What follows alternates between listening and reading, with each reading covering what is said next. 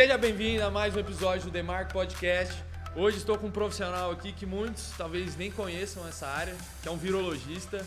Hoje estou com o professor Dr. Maurício Lacerda, que é virologista hoje no laboratório da FAMERP. Ele tem muitos currículos, foi presidente da Sociedade Brasileira de Virologia, tem mestrado, doutorado. Vou pedir que ele se apresente, que ele tem uma paulada de título aí. Oi, obrigado pelo convite.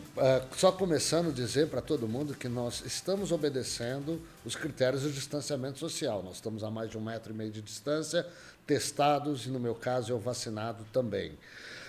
Então, meu nome é Maurício, eu nasci em Jaboticabal há muitos anos atrás. Meu pai era médico e eu fui estudar medicina em Belo Horizonte. Eu formei na Universidade Federal de Minas Gerais.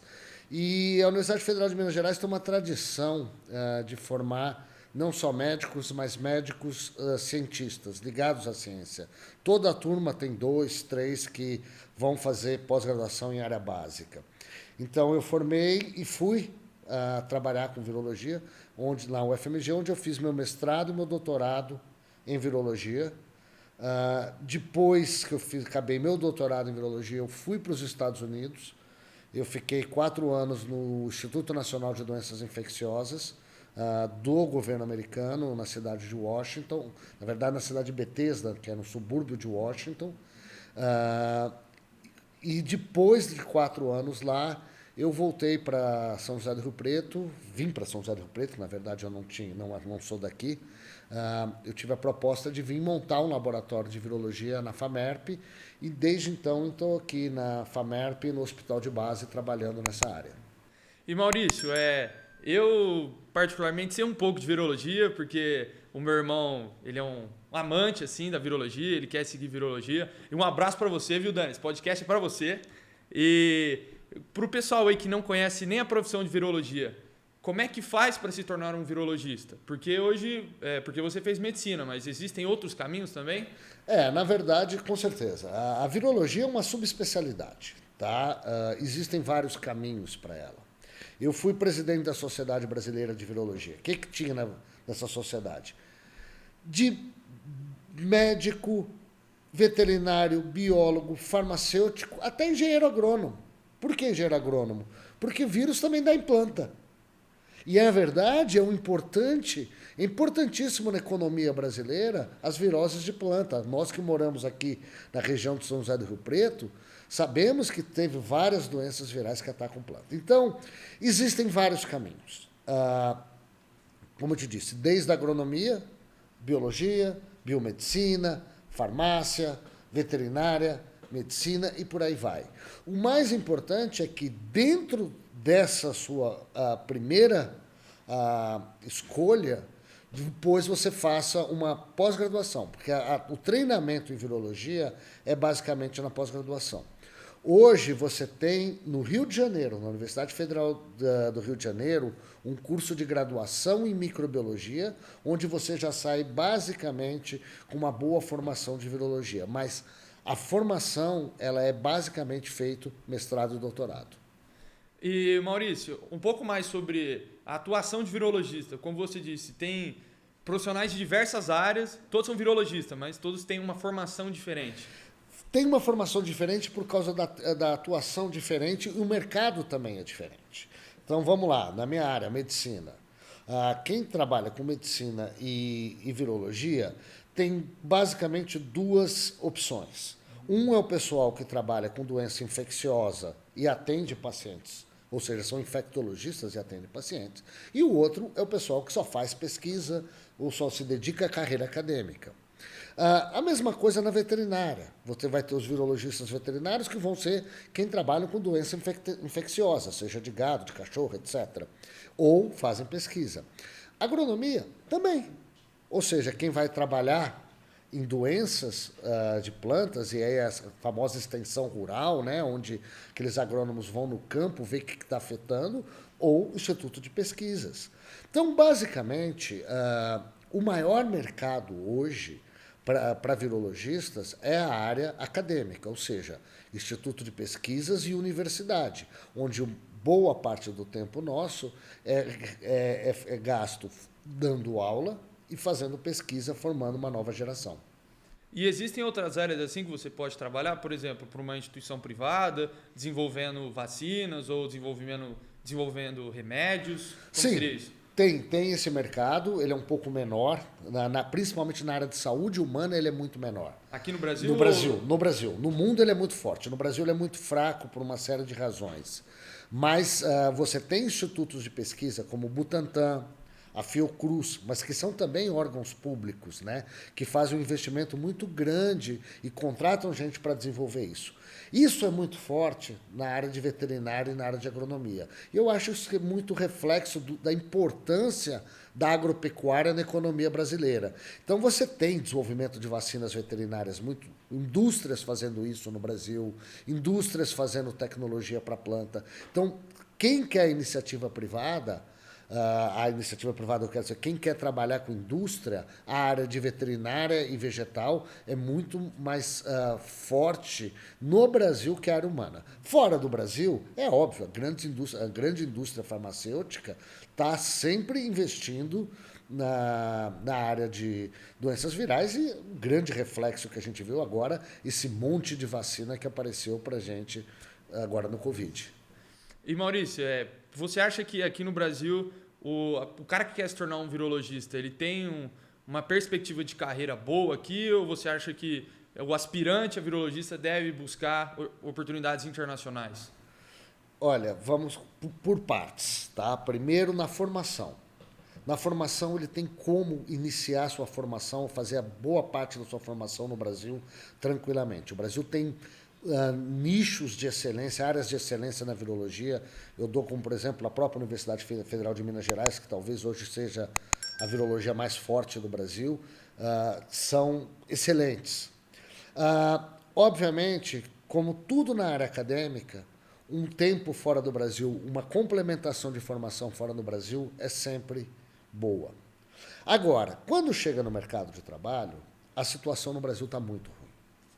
Por quê? Eu disse para você no começo, né? A maior parte da gente está ligado em universidade ou aqueles institutos de pesquisa, como eu falei, Fiocruz, Butantan, que são o quê? Órgãos públicos. No Brasil, hoje em dia, o funcionalismo público ele é muito criticado, ele é muito mal remunerado, apesar de que sempre se fala, né? O funcionário público ganha bem? Ganha, o juiz, o ministro, né? O pessoal que está no meio da carreira, os pesquisadores, os professores, os próprios médicos da carreira do Estado ganham mal. Então, e mais recentemente, nem abrindo vaga, o governo não está mais contratando. Então, uma geração brilhante que foi formada alguns anos atrás, na época da Zika, está deixando o Brasil. E Maurício, um pouco essa parte de remuneração. Eu sei que, como você disse, o mercado predominante é nessa área de pesquisa. Hoje os pesquisadores, virologistas, eles são majoritariamente remunerados por pesquisa, então você realiza uma pesquisa ou é uma mensalidade? Como é que funciona esse mercado de trabalho? Como eu te disse, a maior parte deles é funcionário público, são todos assalariados. Essa é boa, tem a vantagem e a desvantagem. O salário não é nada de você anunciar no jornal, falar, olha que lindo. Mas, por outro lado, é um salário garantido todo mês, como, por exemplo, nessa questão da pandemia, isso não afetou os funcionários públicos. Por outro lado, também nós respondemos e não deixamos de trabalhar em nenhum momento, porque era a nossa atividade. Entendi.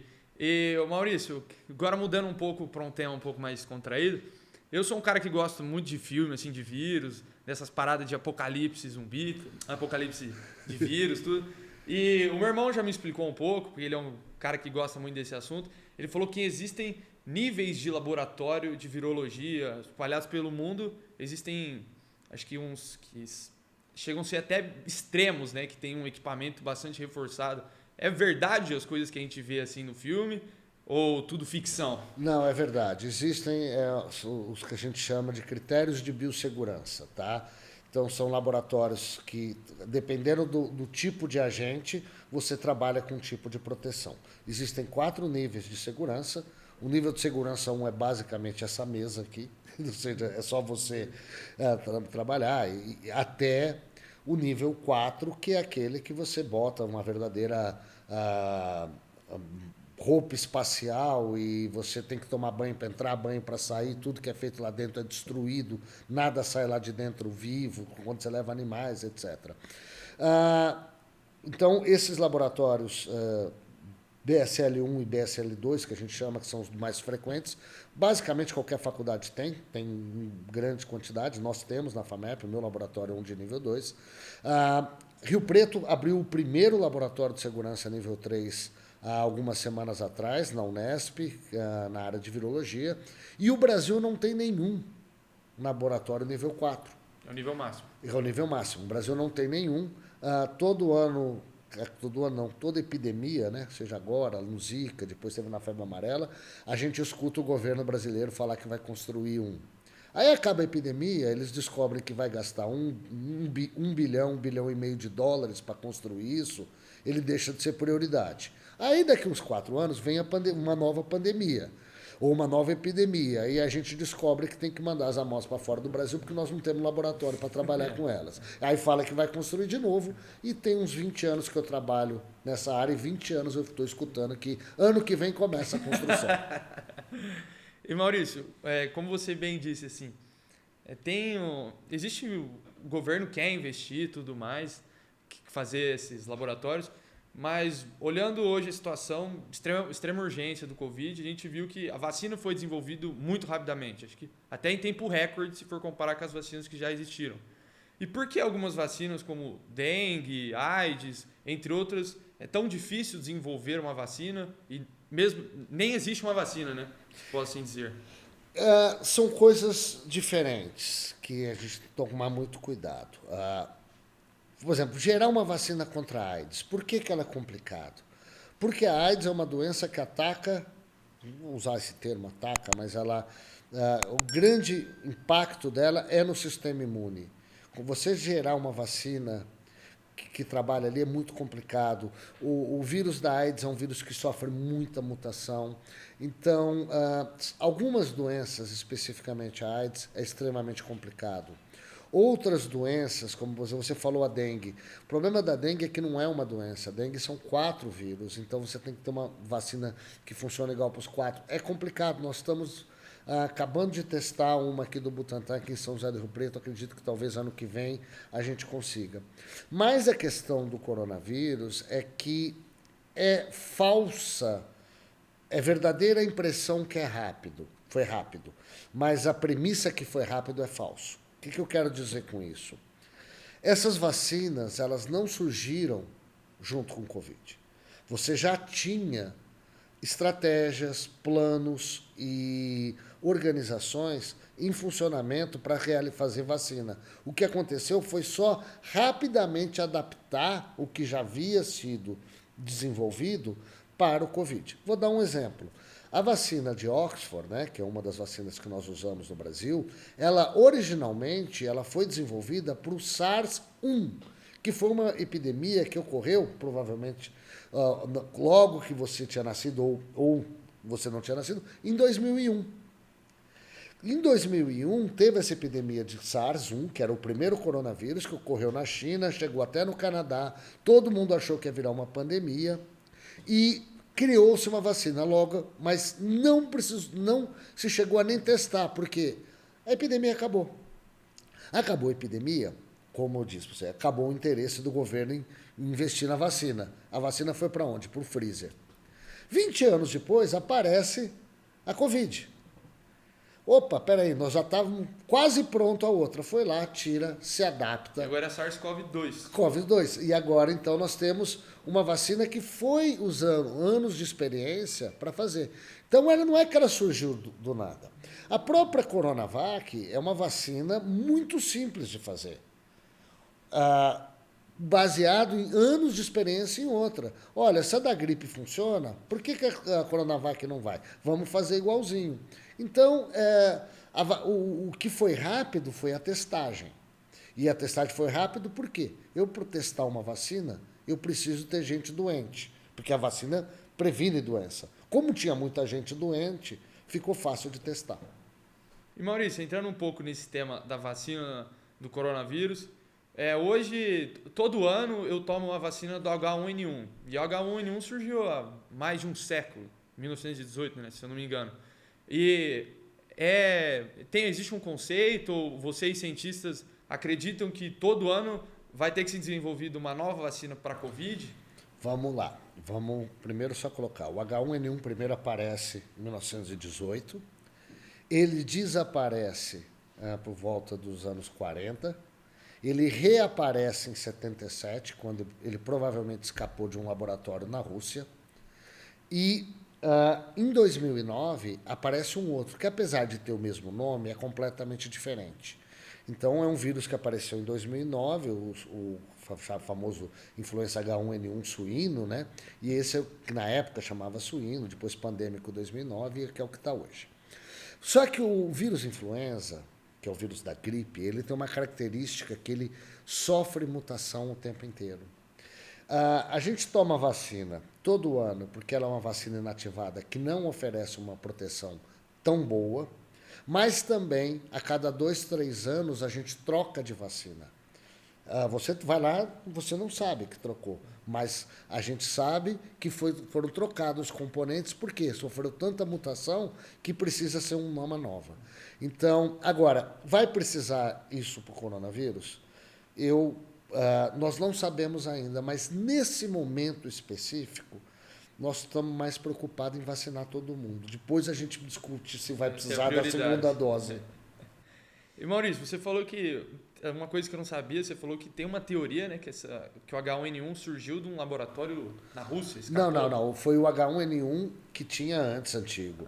Por que aconteceu? Em 1940 e pouco, o H1N1 desaparece do mundo. Em 77 ele aparece na Rússia. E o vírus, quando sequenciaram o vírus de 77 era igualzinho de 40 e pouco. Você sabe o único lugar onde um vírus fica 30 anos sem sofrer mutação? Freezer. Então, por isso que o pessoal considera que escapou o vírus de 77. Aí ele desaparece. Quando esse de 2009 aparece, ele desaparece de circulação. E sobre a origem do Covid ainda? Não sei se... Acho que ainda é um pouco obscuro, mas existe um consenso entre vocês cientistas ou uma teoria da real origem? Porque no começo foi falado que vinha do morcego. Depois, algumas teorias que escaparam de um laboratório de Wuhan, outros que vieram do pangolim. Então... Vamos lá. Uma coisa é a origem biológica do vírus e a outra é a origem da dispersão do vírus. A origem biológica está bem traçada. Ele era um vírus de morcego que passou pelo pangolim e aí, em algum momento, chegou no humano. Ponto. Isso a gente sabe biologicamente. Agora, tem essa questão do famoso laboratório de Wuhan. Tá? O laboratório de Wuhan é um laboratório BSL-4. Tá? Ele foi construído na China. Todos os pesquisadores foram treinados na Universidade do Texas, em Galveston. Eu conheço a equipe que treinou eles. E era um pessoal muito competente lá. E por que construíram um laboratório de nível 4 na China? Para monitorar coronavírus de morcego. Porque a gente sabe que coronavírus de morcego poderia pular para o humano e causar. Quem bancava o laboratório da China era o governo americano, através de financiamento do Instituto Nacional de Saúde. Bom, o vírus foi construído lá de forma nenhuma. Tá? Por quê? É possível construir um vírus? Teoricamente, eu sei construir um vírus. Só que para construir um vírus, deixa cicatriz. É igual fazer uma cirurgia. Você não opera alguém sem deixar uma cicatriz. É igual o Frankenstein, você remenda tudo. Você vai ter que remendar exatamente as costuras que você vai fazer para construir um vírus, vão ficar na tua cara. E não tem costura nenhuma, o vírus está. Agora, o que foi recentemente saiu na mídia, que o Dr. Anthony Fauci, né, o diretor do Instituto Americano, questiona se o vírus saiu do laboratório, não é se o vírus foi feito no laboratório. Nisso a gente sabe. Ele quer saber se não houve um erro de processo dentro do laboratório, igual ocorreu na Rússia em 77, que o vírus escapou do laboratório e atingiu a população. Pode ser? Pode. Nós não sabemos. Duvido que a China vai deixar a gente investigar. E, Maurício, olhando, acho que hoje, olhando para o século XXI, para os séculos para frente, hoje a gente vê como ameaça da humanidade, assim, como uma próxima virose. Acho que muitas teorias da conspiração dizem que o fim da humanidade é uma virose. E você acha que os humanos estão cada vez mais vulneráveis a novas viroses? Como você enxerga isso? Muito pelo contrário, nós estamos cada vez mais resistentes, porque nós somos uma população que foi predada na evolução pelos vírus. Isso é uma coisa que eu dou na minha aula de introdução à virologia, que eu falo que a população humana é uma população de sobreviventes. Nós somos, entre as espécies de mamíferos, que existe, uma das que tem a menor diversidade genética. Nós somos muito parecidos entre nós, porque nós somos muito predados durante a evolução. Predados pelo ambiente, predados por animais e predados por doença. E um dos maiores predadores que nós tivemos na história foi o vírus da varíola, que ele matou centenas de milhões de pessoas. Só no século XX foram mais de 100 milhões de pessoas morreram por aquele vírus, muito mais que isso. E nós conseguimos erradicar o vírus com vacinação. Cada vez que nós temos, isso num aspecto puramente biológico e de evolução, né? Toda vez que você tem uma epidemia, você gera uma população sobrevivente mais forte. Isso é um aspecto evolucionário da questão. Mas, por outro lado, muito mais importante que a evolução, é o aspecto do conhecimento que nós temos. Hoje nós estamos cada dia mais preparados. Você tem que lembrar, ou entender uma coisa. Olha só que mundo que nós vivemos. Os primeiros casos em Wuhan foram, pelo menos que começaram a perceber, em dezembro de 2018. Né? Não, 19. Dezembro de 2019, desculpa. É que eu já estou ficando doido com esse troço. Dezembro de 2019. No dia 30 de janeiro de 2020, foi quando sai o primeiro trabalho já discutindo o negócio, descreve toda a doença, todo o genoma do vírus, todas as características imunológicas. Em um mês, nós fizemos o que demoramos quase 10 anos para fazer para a AIDS. Nós fizemos em um mês. Em 3 meses daquilo ali, 4 meses daquilo ali, nós já tínhamos vacina começando a ser testada.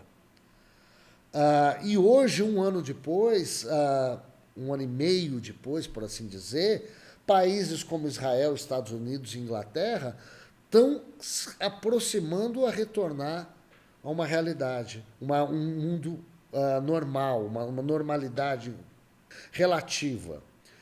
Então, nós conseguimos, enquanto espécie, nos adaptar muito rapidamente. Por outro lado, nós somos uma população cada vez maior.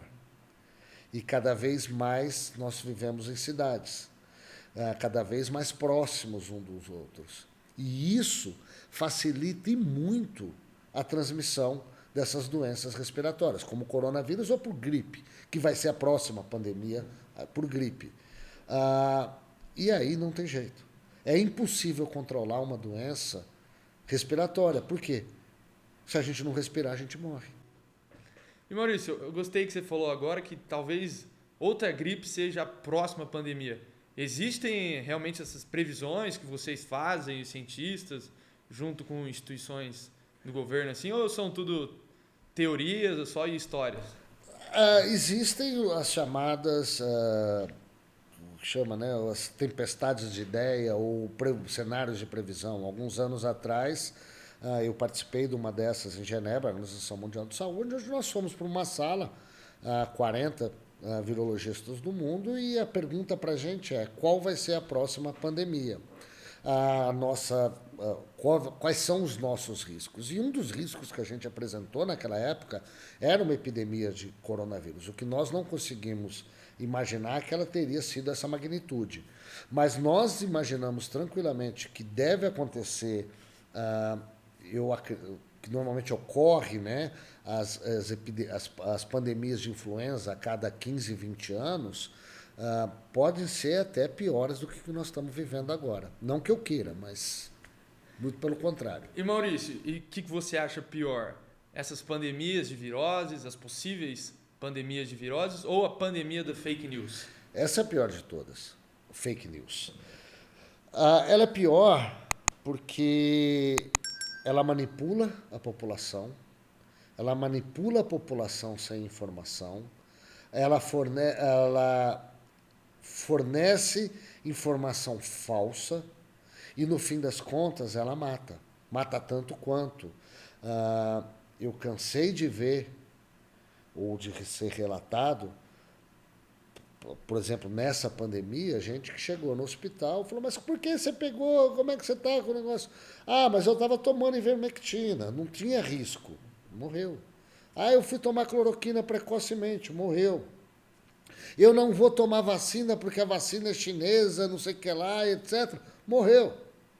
Essas pessoas, na sua maioria, que falaram isso, elas não são pessoas que tiveram acesso a conhecimento para fazer essa decisão como uma decisão delas, informada. Olha, eu li, eu estudei, eu analisei e eu cheguei a essa conclusão. Não, elas foram bombardeadas por fake news. E aí tem interesses políticos, econômicos, sociais, etc. E isso leva as consequências são terríveis.